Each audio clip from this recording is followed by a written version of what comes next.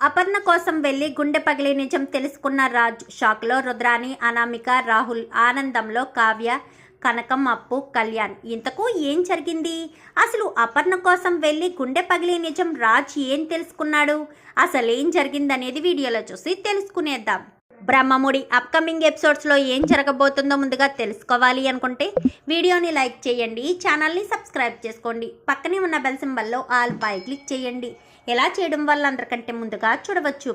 మొత్తం మీరు చూసుకున్నట్లయితే ఇంకా రాజు కావ్యని మోసం చేసి గెలిచాడన్న విషయం తెలుసుకున్న అపర్ణ అయితే చాలా బాధపడుతుంది. కావ్యరాజులిద్దరూ ఒకటవుతారు కదా, ఇంకా సంతోషంగా ఉంటారు కదా అని అనుకుంటే రాజు కావ్యని మోసం చేసి మరీ గెలిచాడు. కావ్యరాజులను నేనే ఒకటి చెయ్యాలి, నేనే ఏదో ఒకటి చెయ్యాలి. కావ్యను సంవత్సరం పాటు నేను కోడలుగా ఒప్పుకోకుండా బాధ పెట్టాను. ఇప్పుడు నేను కోడలుగా ఒప్పుకున్న తర్వాత రాజు ఎందుకు కావ్యని బాధ పెట్టాలి? పాపం కావ్య ఎప్పుడూ స్వార్థంగా ఆలోచించలేదు, అందరూ బాగుండాలని నిస్వార్థంగానే ఆలోచించింది. అలాంటి కావ్యక ఇన్ని కష్టాలు. కావ్యని ఏదొకటి చేసి నేను ఇంటికి తీసుకురావాలి అని చెప్పి ఇంకా అపర్ణ అయితే ఒక లెటర్ రాస్తుంది. నేను కావ్య వాళ్ళ ఇంటికి వెళ్ళిపోతున్నాను, నీకు నేను కావాలి అనుకుంటే నీ భార్యను కూడా ఇంటికి తీసుకురా అని చెప్పి ఇంకా అపర్ణ కాస్త కావ్య వాళ్ళ ఇంటికి వచ్చేసరికి ఏంటత్తయ్య మీరిక్కడికి వచ్చారు అని చెప్పాను. కానీ నీ భర్త నిన్ను కాపరానికి తీసుకువెళ్ళడం లేదు కదా, ఇప్పుడు ఎలా తీసుకెళ్ళడో అది నేను చూస్తాను అంటూ ఇంకా అపర్ణ అయితే మాట్లాడుతూ ఉండగా, అలా చేయడం వల్ల మీ అబ్బాయి మారతారని అనుకుంటున్నారు అత్తయ్య అనగానే, ఖచ్చితంగా మారతాడు, మారకపోతే ఏం చేస్తాడు అని చెప్పి అపర్ణ మాట్లాడుతూ ఉండగానే ఇంకా రాజ్ అయితే ఆ లెటర్ని చదివి, ఇప్పుడు ఏంటి మమ్మీ ఇప్పుడు అక్కడికి వెళ్ళిపోయిందా, నేను అక్కడికి వెళ్ళి తీసుకురావాలా ఏంటి అంటూ ఇంకా రాజ్ అయితే అనుకుంటూ ఉండగానే, వెళ్ళు రాజ్, నా భార్యని తీసుకురా, నీ భార్య నీకు అవసరం లేదేమో, నా భార్య నాకు కావాలి, అసలే నా భార్య ఎన్నో రోజుల తర్వాత నాతో ప్రేమగా మాట్లాడుతుంది,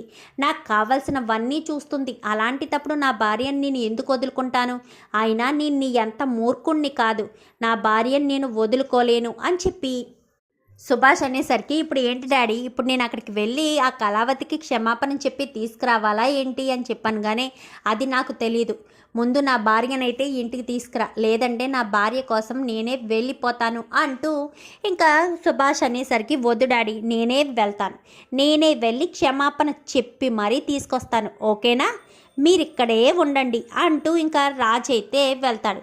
వెళ్ళిన తర్వాత, అమ్మ కావ్య నాకు కొంచెం టిఫిన్ అనగానే, చేసేసాను అత్తయ్య, మీరు రావడంతో ఆకలితో వచ్చుంటారని కాఫీ పెట్టాను, టిఫిన్ కూడా రెడీ చేస్తున్నాను అని చెప్పనేసరికి, చాలా థ్యాంక్స్ అమ్మ, సరైన కాఫీ లేక సరైన తిండి లేక నాలుక చచ్చుబడిపోయింది అని చెప్పనేసరికి, 2 minutes అత్తయ్య అని చెప్పాను. కానీ సరేనని ఇంకా కావ్య అయితే వంటగదిలోకి వెళ్తుంది.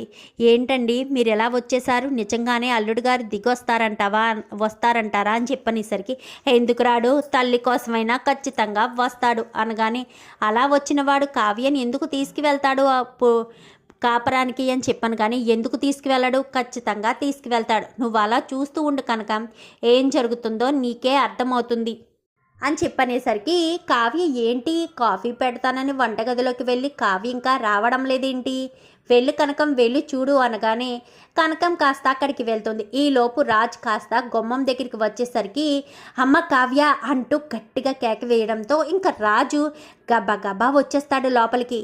ఏమైందని ఇక రాజు అపర్ణ ఇద్దరు కూడా వచ్చేసరికి కావ్య కాస్త కింద పడిపోయి ఉంటుంది. తప్పకుండా అత్తయ్య తప్పకుండా అని చెప్పి కావ్యను కాస్త తన చేతులతో ఎత్తుకుని మరీ తీసుకొచ్చి సోఫాలో పడుకోబెడతాడు. కళావతి కళావతి అంటూ ఇంకా కావ్యకి అయితే, గ్లాస్తో వాటర్ తీసుకురండి అత్తయ్య అని చెప్పి గట్టిగా అరిచేస్తాడు. కనకం కాస్త వెళ్తుంది. అపర్ణ అలా చూస్తూ ఉంటుంది. ఎంత ప్రేమ ఉంది వీడికి, ఎందుకు ఇగోతో కావ్యను బాధ పెడతాడు, కావ్యను పక్కకి గెంటేయాలని చూస్తాడు, కావ్య కాపరానికి తీసుకువెళ్ళనంటూ ఇలా మాట్లాడుతున్నాడు, కావ్య కళ్ళు తిరిగి పడిపోగానే పరుగు పరుగును మరీ లోపలికి వచ్చేస్తాడు అనుకుంటూ అపర్ణ అనుకుంటూ ఉండగానే, ఇదిగోండి బాబు నీళ్లు అనగానే ఇంకా గ్లాసులోకి తీసుకుని మొహం మీద నీళ్లు జల్లుతాడు. జల్లినా కానీ కావ్య స్పృహలోకి రాదు. కళావతి కళావతి అంటూ బొగ్గల మీద కొట్టేసరికి స్పృహలోకి రాదు. మమ్మీ ఫోన్ అనగానే, నీ దగ్గరే ఉందిరా అని చెప్పనేసరికి వెంటనే ఫోన్ తీసి, హలో డాక్టర్, నేను ఒక అడ్రస్ చెప్తాను అక్కడికి రండి అని చెప్పనేసరికి సరే రాజ్ అని అడ్రస్ చెప్పడంతో ఇంకా రాలేదేంటి డాక్టరు అని ఒళ్ళో కావ్యను పడుకోబెట్టుకుని రాజు టెన్షన్ పడిపోతూ ఉంటాడు. కళావతి ఇంకా అపర్ణ కనకం ఇద్దరు అలా చూస్తూ ఉంటారు. ఇంక ఈలోపు ఇందిరాదేవికి ఫోన్ చేసి సౌండ్ మొత్తం తగ్గించేసి వీడియో కాల్ చేసి అలా పెడుతుంది. ఏంటి రాజు కావ్యను ఒళ్ళో పడుకోబెట్టుకున్నాడు అని చెప్పనేసరికి పక్కకి వెళ్ళి రాజు వచ్చేసరికి కావ్య కళ్ళు తిరిగి పడిపోయింది అత్తయ్య. అందుకని రాజు చూడు ఎంత టెన్షన్ పడుతున్నాడు అనగానే పిచ్చేదవా ఇంత ప్రేమ పెట్టుకుని ఎందుకు అని చెప్పనగానే అదే మరి ఇంత ప్రేమ ఉన్నప్పుడు భార్యని ఇంటికి తీసుకురావాలొచ్చు కదా, ఇగో అహంకారం అత్తయ్య అని చెప్పనేసరికి సరే డాక్టర్కి ఫోన్ చేశారనగానే వాడే ఫోన్ చేశాడు వస్తున్నారంట డాక్టర్ అని చెప్పనేసరికి సరే అని చెప్పి ఇందిరాదేవి ఫోన్ పెట్టేస్తుంది. డాక్టర్ రావడంతో రండి డాక్టర్ గారు అని చెప్పనేసరికి ఏమైంది రాజ్ అని చెప్పాను కానీ చూడండి డాక్టర్ గారు ఏం జరిగిందో ఏంటో కళ్ళు తిరిగి పడిపోయింది అని చెప్పనేసరికి అవునా సరే నేను చూస్తాను నువ్వు టెన్షన్ పడకు అని చెప్పాను కానీ సరేనని ఇంకా రాజ్ అయితే అలా ఒళ్ళో పడుకోబెట్టుకు ఉండగానే రాజ్ మీరు పక్కకు లేస్తాననగానే పర్వాలేదు డాక్టర్ చూడండి అని చెప్పనేసరికి ఇంకా అలాగే చూస్తూ ఉండగానే కంగ్రాచులేషన్స్ రాజ్ మీరు తండ్రి కాబోతున్నారు అని చెప్పనేసరికి ఒక్కసారిగా సంతోషపడిపోతూ ఉంటాడు. మమ్మీ నేను తండ్రి కాబోతున్నాను అని చెప్పనేసరికి అవును రాజ్ మీరు తండ్రి కాబోతున్నారు అని చెప్పాను కానీ మరి నా భార్య స్పృహలోకి రాలేదు అని చెప్పనేసరికి వస్తుంది ఒక ఇంజక్షన్ చేస్తున్నాను ఇప్పుడు ఒక 10 minutesలో కళ్ళు తెరుస్తారు ఇంకా నేను వెళ్ళొస్తాను కానీ చాలా థ్యాంక్స్ డాక్టర్ అని చెప్పనేసరికి ఇంకా వెళ్ళిపోతాడు. రాజ్ అని చెప్పనేసరికి నాకు చాలా సంతోషంగా ఉంది మమ్మీ నేను తండ్రిని కాబోతున్నాను అని చెప్పనగానే మరి కళావతిని ఇంటికి తీసుకువెళ్దామా అని చెప్పనేసరికి తీసుకువెళ్దాం మమ్మీ తీసుకువెళ్దాం నువ్వు కూడా వచ్చేసే మమ్మీ ఇద్దరం వెళ్ళిపోదామని చెప్పనగానే సరే కనకం అని చెప్పాను కానీ లగేజీయే కదా ఆల్రెడీ నేను కారులో పెట్టేశాను వదిన గారు అని చెప్పనేసరికి ఎప్పుడు పెట్టేశావు అనగాని ఎప్పుడైతే తండ్రి కాబోతున్నారు అని అల్లుడు గారు బయటికి చెప్పారో అల్లుడు గారి ముఖంలో సంతోషాన్ని చూశానో అప్పుడే పెట్టేశాను వదిన గారు అని చెప్పనేసరికి కావి కాస్త స్పృహ వచ్చి కళ్ళు తెరవడంతో రాజమోహన్ చూస్తుంది. ఒక్కసారిగా తులిక్కి పడి లేస్తుంది.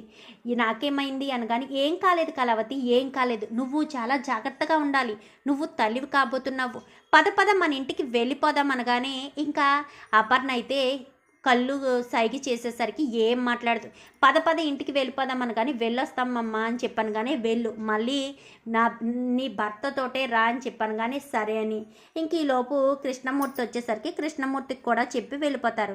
ఏంటి ఇందాకేమో తీసుకురాకుండా హారతి తీసుకొచ్చారు ఎప్పుడు తీసుకురారా ఏంటి అసలే ఒట్టి మనిషి కూడా కాదు ఎంతసేపు నిలబడుతుంది త్వరగా తీసుకురండి హారతి అనగానే సరే ఇప్పుడే తీసుకొస్తున్నాను రాజ్ అంటూ మాట్లాడేసరికి ఇంకా రుద్రాని అలా చూస్తూ ఉంటుంది. రాజ్ ఏం జరిగింది అనగానే నేను నాన్నను కాబోతున్నాను అత్తయ్య అందుకే హడావిడి పడుతున్నాను అని చెప్పనేసరికి చాలా సంతోషకరమైన వార్త చెప్పావు రాజ్ అంటూ ఇంకా ఇంద్రాదేవి అనేసరికి ఇంకా రుద్రాని గుండె కాస్త జారినట్టు అనిపిస్తుంది.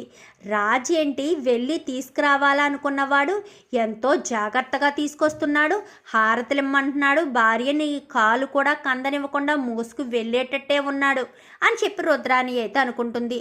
ఏంటి రాజ్ ఏంటిదంతా అని చెప్పాను కానీ ఇప్పుడు నేనేం మాట్లాడలేను అత్త నేను కొంచెం బిజీగా ఉన్నాను తర్వాత నీతో మాట్లాడతాను కావ్య ఇలా కూర్చో కళావతి అనగానే స్వప్న కొంచెం జ్యూస్ చేసి తీసుకురావా ఏమనుకోకుండా అనగానే నేను వెళ్తాను రాజ్ అనగాని సరే మమ్మీ వెళ్ళు తొందరగా తీసుకురా అంటూ హడావిడి పడిపోతూ ఉంటాడు.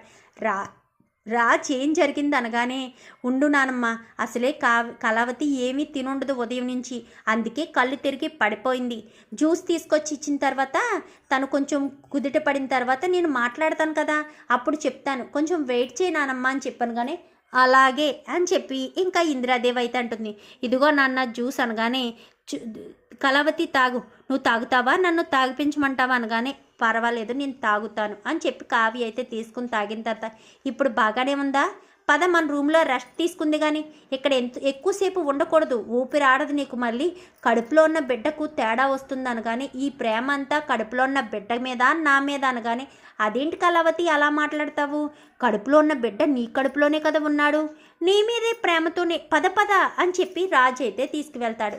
ఇంకా తీసుకువెళ్ళిన తర్వాత ఏంటత్తయ్య అని చెప్పాను కానీ తండ్రి అయ్యాడు కదా ప్రేమ పొంగిపోయింది. అందుకే ఇప్పటి వరకు బయట పెట్టలేదు. ఇంత పిచ్చి ఉన్నప్పుడు, ప్రేమ ఉన్నప్పుడు పిచ్చి ఎదవ తీసుకురావచ్చు కదా అని చెప్పి ఇంక ఇద్దరు అనుకుంటారు. చూద్దాం మరి రాబోయే ఎపిసోడ్స్లో ఏం జరుగుతుందో. వీడియో నచ్చితే లైక్ చేయండి, ఛానల్ని సబ్స్క్రైబ్ చేసుకోండి, పక్కనే ఉన్న బెల్ సింబల్లో ఆల్ పై క్లిక్ చేయండి. ఎలా చేయడం వల్ల అందరికంటే ముందుగా చూడవచ్చు.